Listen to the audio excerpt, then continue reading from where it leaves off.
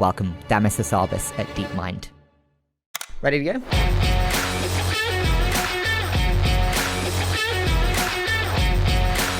I'm so excited to be doing this. Thank you so much for joining me today. Great to be here. Now, there are many places that we could have started, but I was watching, actually, the documentary that you did, which was fantastic.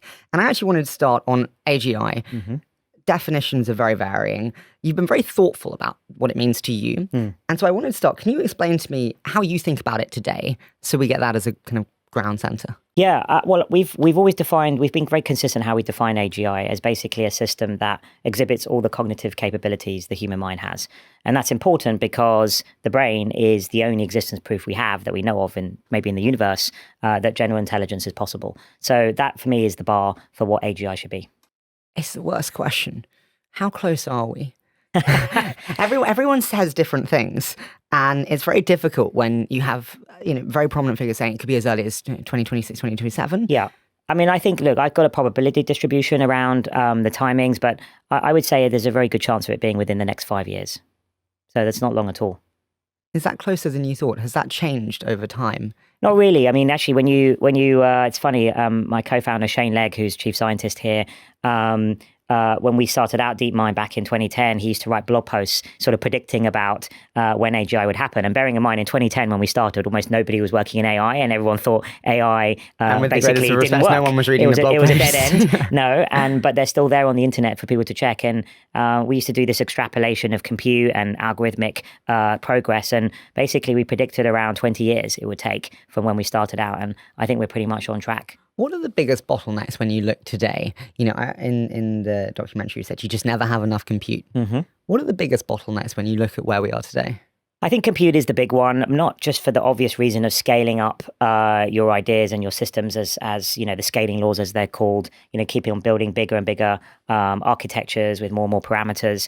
And as you do that, you get more intelligent systems. But the other thing you need a lot of compute for is for doing experiments. So the computers, the cloud is our workbench, basically. So if you have a new idea, a new algorithmic idea, but you want to test it, you kind of got to test it at a reasonable scale. Otherwise, it won't hold when you actually put it into the main system. So you need quite a lot of compute if you have a lot of researchers with lots of new ideas.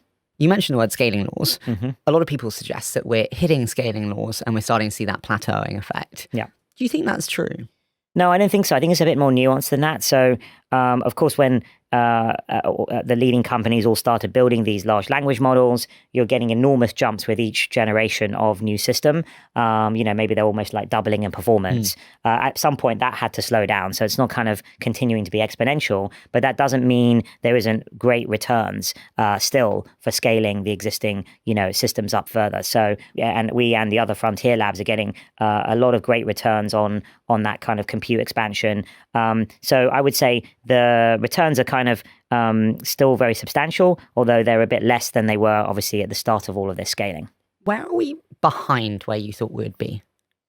I think actually in most areas we are ahead of where I thought we would be. If you think about things like the video models, or even now with our newest systems like Genie, they're interactive world models, which I think is kind of incredible if you sort of step back and think about it. I think if you'd shown me that 5-10 years ago, I would have been pretty amazed. So I think in most domains we are ahead of where the field thought.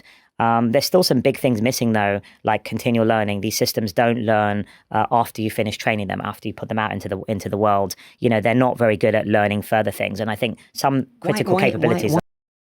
여기까지의 내용은 한 질문으로 귀결됩니다.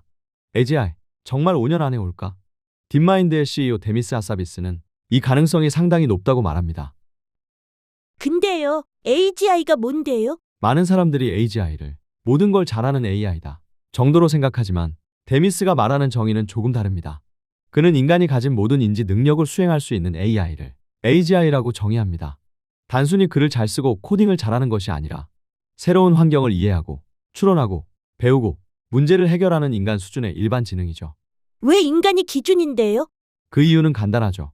인간의 뇌는 현재 우리가 알고 있는 유일한 범용 지능의 증거이기 때문입니다. 그래서 인간의 사고방식을 구현하는 것이 AGI의 기준이라는 것이죠. 그렇다면 우리는 지금 어디까지 왔을까요? 불과 2010년만 해도 AI는 거의 사장된 분야였습니다. 하지만 딥러닝, GPU, 대규모 데이터, LLM이 등장하면서 상황은 완전히 바뀌었습니다. 흥미로운 점은 딥마인드는 창업 당시부터 약 20년이면 AGI가 가능할 것이라고 예측했는데 지금도 그 예상에서 크게 벗어나지 않았다고 말합니다. 그렇다면 아직 남은 문제는 무엇일까요? 많은 사람들이 AI 성능이 이제는 한계에 왔다고 이야기합니다. 하지만 데미스는 성능 향상 속도가 예전보다 조금 느려졌을 뿐 더 큰 모델을 만들고 더 많은 연산을 투입하면 아직도 상당한 성능 향상을 얻고 있다고 설명합니다. 다만 앞으로는 단순히 컴퓨터를 더 많이 쓰는 경쟁이 아니라 새로운 알고리즘을 누가 먼저 만들어내느냐가 진짜 승부가 될 것이라고 전망합니다. 즉, AGI는 더 이상 공상과학의 이야기가 아니고 이미 시작된 경쟁이며 이제 남은 과제는 얼마나 빨리 인간 수준의 일반 지능에 도달하느냐라고 말합니다. 다음 챕터에서는 데미스가 말하는 현재 AI가 넘지 못하고 있는 가장 큰 기술적 한계를 살펴보겠습니다. Why is that? I'm sorry to ask blunt and basic questions. Why do we not have continuous learning today? Well, people haven't quite figured out yet, and all the leading labs are working on this, like how to integrate new learning into the existing systems that you spent months training. So, of course, the brain does this very elegantly, right? And probably through things like sleep reinforcement learning. So, you just kind of get consolidation, it's called, in the brain, where, your memories during the day are replayed. And then some of that information is elegantly incorporated into your existing knowledge base. And perhaps I thought for a while, maybe we need something like that to incorporate new information along with the existing information base. You mentioned video models, you mentioned kind of media and image. It seems that DeepMind has progressed very quickly and caught up / overtaken other providers. I think I've tweeted, I think you liked it, but I basically tweeted what I used and how it's changed over time. And DeepMind now is my number one for research for new shows. Yeah. It wasn't that way before. Yeah. What has led to the acceleration and progression of DeepMind in a way that it wasn't maybe there 2 to 3 years ago? Yeah, well, we made some organizational changes. So I think we've always had the deepest and broadest research bench at Google and at DeepMind. I mean, if you look at the last decade or plus, 15 years, but I would say about 90% of the breakthroughs that underpin the modern AI industry were done either by Google Brain or Google Research or DeepMind. So one of our groups, if you think of like AlphaGo and reinforcement learning and of course Transformers, these are all the key breakthroughs. So I would back us to sort of make those breakthroughs in the future if there are any missing ones. And I think we've basically helped put together all the talent from around the company sort of pushing in one direction. And then we talked earlier just about, compute resources. It was also about combining all of our resources together so we could build the biggest models rather than having 2 or 3 versions around the company. So I think a lot of it was assembling together all the ingredients we already had and then kind of pushing with relentless sort of focus and pace, acting almost like a startup really, to get back to the frontier and be ahead in many areas. You say if anyone's going to do the breakthrough, it could and should be us. Yes. When you think about that, is continuous learning the next breakthrough that you're most excited by? I think there's quite a few things that are missing. There's continual learning. I think there's a lot of mileage in looking at different memory systems. At the moment, we have these long context windows, which are kind of a bit brute force. You just put everything in them. I think there's a lot of interesting probably architectures to be invented there. And then there's stuff like long-term planning, hierarchical planning. These systems are not very good at planning at long time horizons, many years into the future, which we as, with our minds, we can do. So there's quite a lot of problems, I think, that's still left to overcome. Maybe one of the biggest is consistency. So, I sometimes call these systems jagged intelligences because they're really amazing at certain things when you pose the question in a certain way. But if you pose a question in a slightly different way, they can actually still fail at quite elementary things. So a general intelligence shouldn't be that sort of jagged. When you reposition files and you set up agents to perform in certain ways, and then the they files just no fall longer over. configure, it Sure, completely falls over. Sure, exactly. 100%. That's a disaster. Yeah, well, I mean, the general intelligence, if you think about how our minds work, it shouldn't have those kinds of holes in it. We said about a plateauing of scaling rules. Everyone talks about a commoditization of models in terms of capabilities. Do you think we see that, or do you think we see one to two continuously accelerate ahead of the others? Yeah, I feel like maybe the 3 or 4 leading labs now, of which we're one. I think the gap is sort of starting to pull away because a lot of these tools also, of course, help you build the next generation. So things like coding tools, math tools. And it's getting harder and harder, I would say, to kind of eke out the same gains from just the same ideas. So I think those labs that have capability to, invent new algorithmic ideas are going to start having bigger advantage over the next few years as the last set of ideas are sort of, all the juice is being wrung out of them. I mean, you were very open with a lot of your research for years, and we see many very good quality open models. 지금의 AI는 이미 인간을 뛰어넘는 능력을 보여주는 분야가 많습니다. 글을 쓰고 코딩을 하고 영상까지 생성하죠. 데미스하사비스도 현재 AI의 발전 속도는 자신의 예상보다 빠르다고 인정합니다. 특히 영상 생성 모델이나 가상 세계를 이해하는 월드 모델은 몇 년 전만 해도 상상하기 어려웠던 수준까지 올라왔습니다. 그렇다면 AGI는 거의 완성된 거라 할 수 있을까요? 데미스의 대답은 아직 아니다입니다. 그 이유는 지금의 AI에는 결정적인 약점이 있기 때문입니다. 가장 대표적인 것이 지속학습, continual learning입니다. 인간은 살아가면서 새로운 경험을 계속 쌓습니다.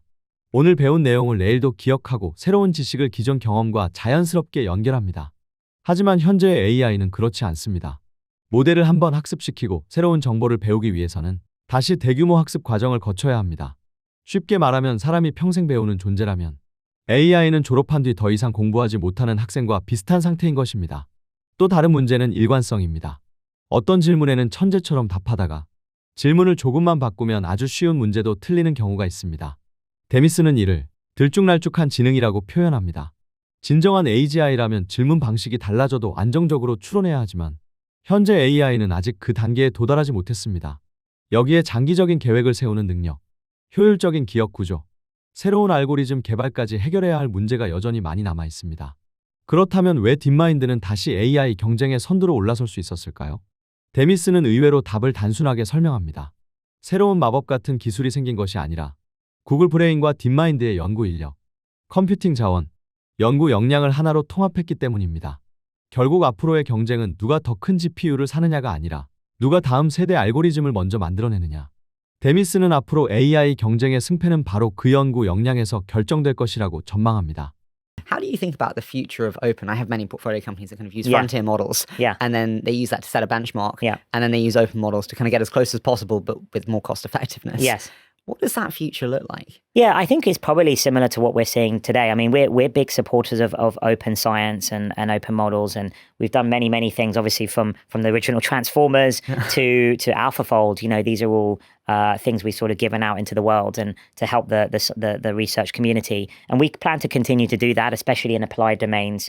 Scientific domains, applying AI to science, which is obviously my passion.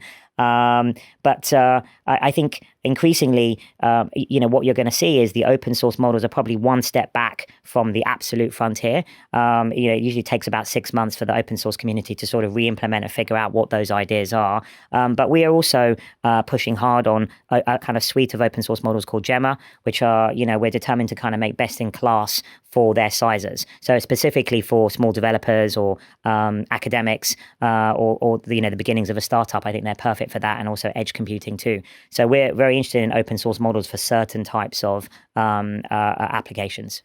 How do you think about a world post LLMs? You have different people with different views. You have Jan LeCun with very different views. For me, I don't think it's, I kind of disagree with Jan on a few things in terms of, I think there's a 50-50 chance there's some things maybe missing that we still need to make breakthroughs in. Perhaps they're world models, these kinds of approaches. But my betting is pretty strongly is we've seen how successful these foundation models have been. They can do incredibly impressive things. I don't think that's going to go away. We're still seeing gains from returns from the scaling laws.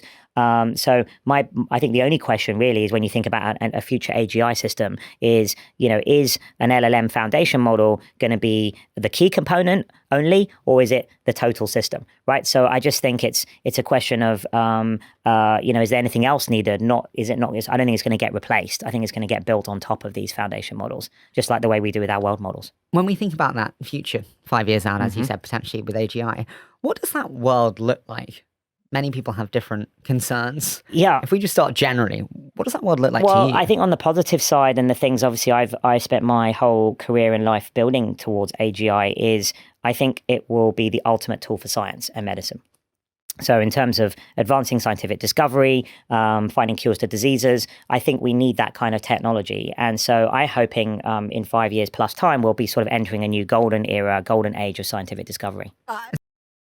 근데요, 결국 모든 AI가 비슷해지는 걸까요? 데미스하사비스는 앞으로도 최첨단 AI와 오픈소스 AI는 일정한 격차를 유지할 것이라고 전망합니다. 현재도 오픈소스 모델은 빠르게 발전하고 있습니다. 하지만 최전선에서 새로운 기술이 등장하면 오픈소스 커뮤니티가 이를 구현하기까지는 보통 몇 개월 정도의 시간이 필요합니다. 즉, 오픈소스는 계속 따라오겠지만 가장 앞선 연구소들은 그보다 한 발 앞서 새로운 기술을 만들어낼 것이라는 이야기입니다. 그렇다고 오픈소스의 역할이 줄어드는 것은 아니고 데미스는 오히려 오픈소스를 AI 발전의 중요한 축으로 보고 있습니다. 실제로 구글은 트랜스포머 논문을 공개했고 단백질 구조를 예측한 알파폴드도 연구자들에게 개방했습니다. 최근에는 젬마와 같은 오픈 모델도 지속적으로 공개하고 있죠. 그는 앞으로도 연구와 교육, 스타트업, 그리고 온디바이스 AI에서는 오픈소스가 더욱 중요한 역할을 하게 될 것이라고 전망합니다. 그럼 LLM이 AI의 끝일까요? 최근에는 이제 LLM은 한계에 다다랐다. 완전히 새로운 방식의 AI가 등장할 것이다. 라는 주장도 자주 나옵니다. 하지만 데미스는 그렇게 생각하지 않습니다. 그는 LLM이 사라지는 것이 아니라 더 큰 시스템의 핵심 엔진이 될 것이라고 말합니다. 쉽게 말하면 지금의 LLM은 자동차의 엔진과 같습니다. 미래의 AGI는 여기에 기억 시스템이 추가되고 장기 계획을 세우는 능력, 스스로 행동하는 에이전트 기능까지 결합된 하나의 거대한 시스템이 될 가능성이 높다는 것입니다. 즉, 앞으로의 AI는 LLM을 대체하는 것이 아니라 LLM 위에 새로운 능력을 계속 쌓아가는 방향으로 발전할 가능성이 크다는 것이죠. 결국 AI 경쟁의 핵심은 모델 하나가 아니라 얼마나 다양한 능력을 하나의 시스템으로 통합할 수 있는가. 데미스는 바로 그 방향이 AGI로 가는 가장 현실적인 길이라고 보고 있습니다. So my mother's got multiple sclerosis, so it's like something. It's the thing that I'm always most excited about. Yeah. The thing I worry about is actually kind of drug discovery, the process of getting it through all the trials and knowing that it takes a decade before my mother will actually get any benefits from it. How do we solve that? I think we'll get to that point soon. First of all, what we're doing is, after we did the AlphaFold project to do protein folding, then we spun out a company called Isomorphic Labs, which is doing extremely well. And that is supposed to, the idea there is we're focusing on solving the rest of the drug discovery process, which is a lot of chemistry, designing the compounds, checking it's not toxic, and all the different properties you need for drugs to be safe. I think we'll have that whole drug design engine ready in the next 5 to 10 years. Then you're right. The next problem is the clinical trials still take many, many years, right? But I think AI can help there in terms of maybe simulating parts of the human metabolism, also stratifying patients to make sure that certain patients get exactly the right type of drug that's suitable for their genomic makeup. And so I think AI can help there too. But I think the real revolution will come when maybe a dozen or so AI drugs get through the whole process. And then the government and the regulatory bodies see that and they have enough data to sort of back test the predictions of those models. And then maybe what we can do will be in the future where maybe 10 further years where we can really just trust the predictions that the models are making and actually then maybe skip out some steps, perhaps like the animal testing is not needed anymore. Maybe we can go up the dosage ladder quicker because you can rely on these models. So I think we've got to do it in 2 steps. Solve the drug design problem first and then look at the regulatory length of time it takes. Speaking of regulatory, AI safety is a big topic and a big concern. I think it was, and again, I watched it last night over dinner, which was a great watch, which was obviously the documentary. And I think it was Stephen Hawking who said we must get it right because we might not get another chance. Do you think that's right? Yeah, I do think that's right. I think that is the stakes that we have to deal with. And there's 2 things I worry about. One is the misuse of these systems by bad actors, and they can be repurposed. These are dual-purpose technologies. They can be used for incredible good in science and health, as we just discussed, but they can also be repurposed for harmful ends by a bad actor. So that's one issue. Second issue is a technical one, making sure these systems, as they get more powerful, not today's systems, but maybe in a year or 2's time, when they become more agentic, more autonomous, as we get towards AGI, can they be kept on the guardrails that we want? And I think regulation, the right kind of regulation, could help here in terms of making sure there's at least sort of minimum standards from all of the leading providers. But it needs to ideally be a kind of international standards. What is the right kind of regulation? And again, I'm kind of quoting yourself back from this documentary. You're like, I think we need more global coordination, which worries me because we're getting worse at it. Yes.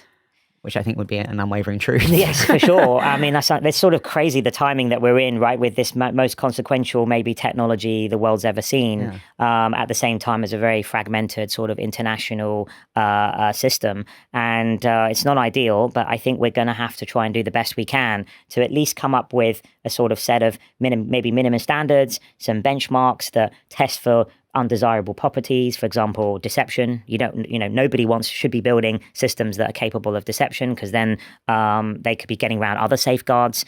And then I imagine, if things go well, some kind of certification process that basically it's almost like a kite mark of, quality, that this model has certain safeguards and certain guarantees. And so therefore consumers and companies can safely sort of build on top of it. And I think that is how it should go, ideally. But it does have to be international because, of course, these systems are cross-border and, they're cross-territory.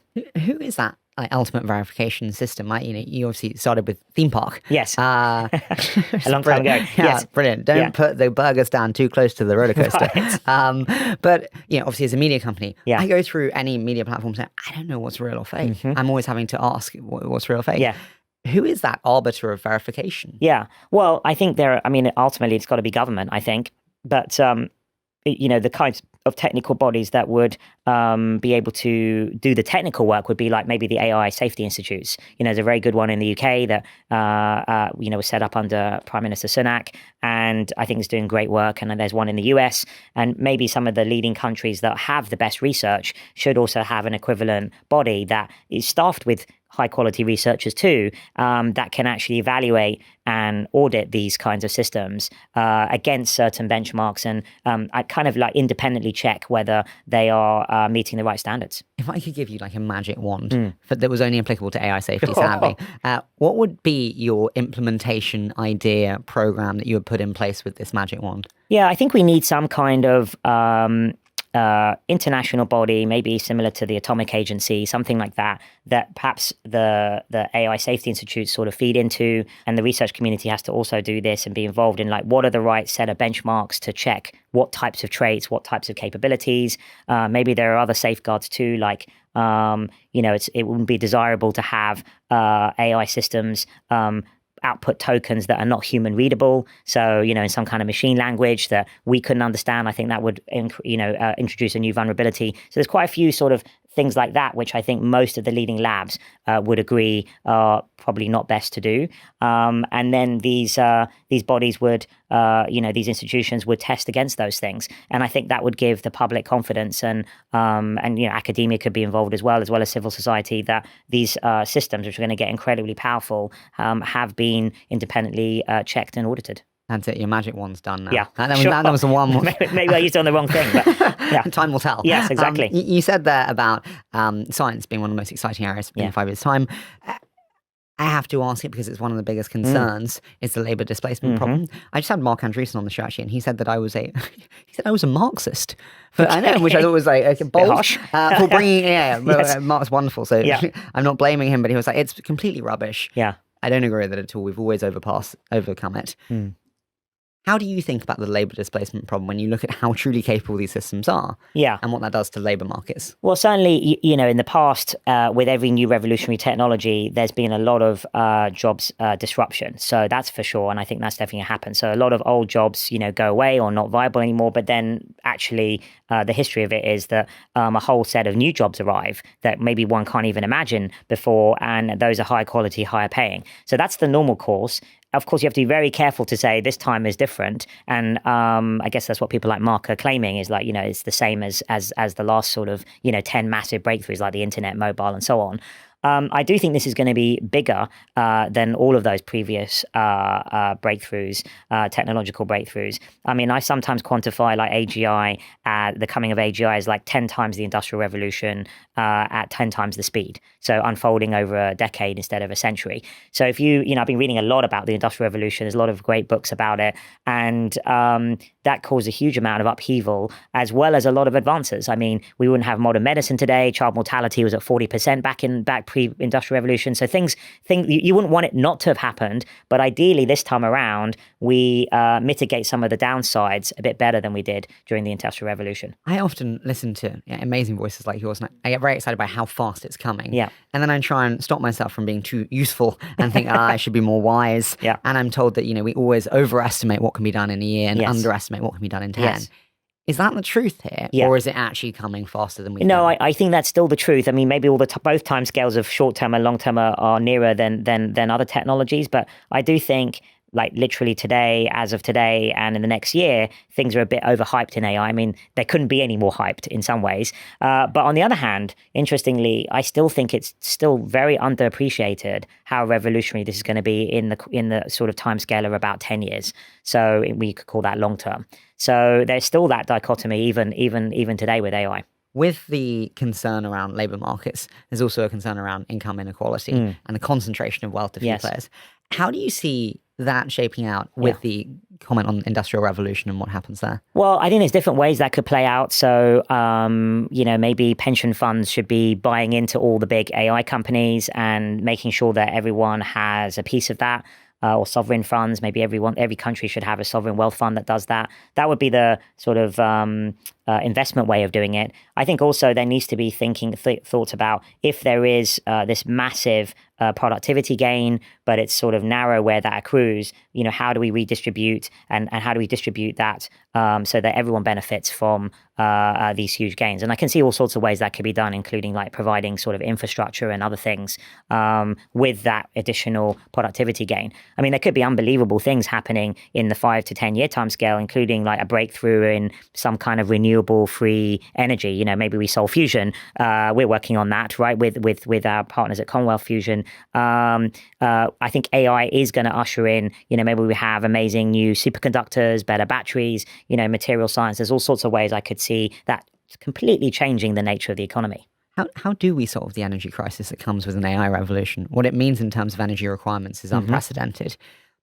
I know it's an incredibly hard question, which I'm delving from really hard question to really hard. But how do we solve that unprecedented need for new energy? Well, I think actually AI will, in the medium to long run, more than pay for itself, I think, in terms of energy costs. So, we work on all these projects of like optimizing existing infrastructure, like optimizing the grid. I think we could probably get 30-40% more efficiency out of our national grids. And then there's like modeling the climate and weather, and we have all sorts of the best kind of weather modeling systems in the world. So that helps us work out where the effects are really happening to mitigate that. And then finally, the most exciting maybe is like these new breakthrough technologies like fusion, like new batteries, superconductors that I think AI will be essential for helping us reach. And then I think we'll be in a completely new energy situation than we've ever been as humanity, where, and then that will of course help with things like the climate and environment. And eventually also help us get into space much more cheaply. Because if you have an incredible energy source like fusion, then you have effectively unlimited rocket fuel because you can just distill catalyzed seawater. I'm not going to ask you to solve space, don't worry then. My question was on being in the UK. Yeah. You're in London, I'm in London, I'm very proud to be in the UK. Mm-hmm. You have been, I'm sure, pushed and prodded at every turn to move to the US. Why have you stayed? Well, I should ask you that question too. But I think I saw in London when we started DeepMind as a place that, and the UK in general, and Europe to some degree, there's incredible talent here. We've always had, I don't know what it is, 3 or 4 of the top 10 universities in the world, with Cambridge and Oxford, Imperial, UCL, these kind of universities. So we're producing kind of the envy of the world, really, these amazing graduates and PhD students. We have incredible scientists here. We've got rich heritage of that all the way from, Turing and Hawking and Darwin, Newton. So, we have this incredible history of scientific breakthroughs and having great thinkers. So I felt we had all the ingredients and the talent and great engineers here, but it just hadn't been galvanized into an ambitious startup idea, a deep tech startup idea. And that's what I felt it was possible. And I felt that there was actually less competition here for that sort of talent. And we could even draw in the best talent from the top European universities. And that's what it was like in the early days of DeepMind. So I think it was a huge structural advantage for us. And then the final thing is maybe being a bit away from the valley. There is some disadvantage in that. You're not plugged into the network and the gossip and the latest trends and vibes and all of these things. We're a little bit out of it here. But I think it's very conducive to thinking deeply about things, being more original about how you think. And I think that's great for things like deep tech, where, you don't want to be distracted by the latest fad. You want to, you know it's going to be a 20-year mission, which is what we knew at the beginning of DeepMind. So I think being a little bit away from that maelstrom is quite good. I mean, Palmer Luckey at Angel often talks about being 400 miles away from the valley as core to his kind of innovative thinking. Yes, we're a few thousand miles away, but yeah. Terrible question. Yeah. Will Europe have a $1 trillion company? You see the Americans always bash us for our lack of large companies. I ping Daniel Ek and be like, come on, dude. Yes, exactly. But we don't have a $1 trillion company. Not yet. I mean, Daniel might well get there with one of his companies, Spotify, Helsing. I think those are two good options. I think there's no reason why we can't have that. I'm going to try and do that with Isomorphic, which is headquartered here, and I think has the potential to be that. But I think that's one of the disadvantages of Europe is obviously we're a combination of, smaller markets. So that's one thing we have to kind of overcome. Maybe this EU Inc. thing could be a good innovation. I'm pulling out the magic wand again. Yes. You can change one. Yeah, you've got the magic, but this time applied to European technology. Yeah. What would you do to implement a growth mindset, a ability to build that $1 trillion company that we don't have today? I think in the UK, I mean, this may apply to other European countries too. I think unlocking what pension funds can invest in, or just for the kind of growth stage. I think we're brilliant at doing the startup idea and getting it to a certain level like we did with DeepMind. But then if you really want to cross that sort of chasm into the $1 trillion global, player, then where are the $1 billion rounds going to come from where you can really take on those, the existing incumbents? And I think that certainly was missing 10 years ago when I was doing fundraising for DeepMind. And I think it's still kind of missing today. Just that kind of level of ambition and the amount the capital markets can support. I read about some of your early rounds raising in the Seb Malaby book. Yes, it was quite hard work. Pitching families, kids. Yes, I was exactly. like, what? Exactly. Okay, we're going to do a quick fire round. Yeah, so you sure. ended up meeting Elon for the first time. How was that? Oh yeah, it was amazing. It was at a founders fund because we were both SpaceX and DeepMind were part of a same portfolio, kind of amazing portfolio that Peter Thiel had at Founders Fund. And I think we were both invited. I think I was invited to my first portfolio kind of conference. I think it must have been back in 2011 or 2012, very early days. So we were the small little upcoming thing, and I had a small speaking slot. And then Elon was the big thing in that portfolio. So he had the keynote. But then we met afterwards. I think it was in. Elon says it was like we were passing each other in the bathroom or something. And we said hi, and we both hit off, immediately, like as sort of, people that were almost too ambitious in their thinking, perhaps, and love sci-fi. And I really wanted to visit his rocket factory. So I was sort of trying to get an angular invite to SpaceX and in LA. And I think I got there a couple, he invited me at the end of that meeting. And that was our second meeting in the space factory. I love it. Now you're speaking slots as big as his. Yeah, sure. 지금까지 데미스하사비스가 AGI의 기술과 산업, 일자리, 의료까지 다양한 이야기를 하는 인터뷰 영상을 봤습니다. 하지만 인터뷰의 마지막에서 그가 가장 오래 이야기한 것은 의외로 기술이 아니었습니다. 그는 앞으로 가장 중요한 문제는 AI 자체가 아니라 인간이 어떤 존재가 될 것인가라고 말합니다. 만약 AGI가 인간보다 더 뛰어난 과학자가 되고, 더 뛰어난 의사가 되고, 더 뛰어난 개발자가 된다면 그때 인간의 역할은 무엇일까요? 우리는 무엇을 위해 공부하고, 무엇을 위해 일하며, 무엇에서 삶의 의미를 찾게 될까요? 데미스는 앞으로 경제 문제보다 이런 철학적인 질문이 훨씬 더 중요해질 것이라고 이야기합니다. 이런 질문은 기술만으로는 답할 수 없습니다. 그리고 인터뷰의 마지막, 어떤 사람으로 기억되고 싶냐는 질문에 그는 이렇게 답합니다. 과학을 발전시키고 인류에게 도움이 되는 기술을 만든 사람. 돈도 기업도 AI 경쟁도 아닙니다.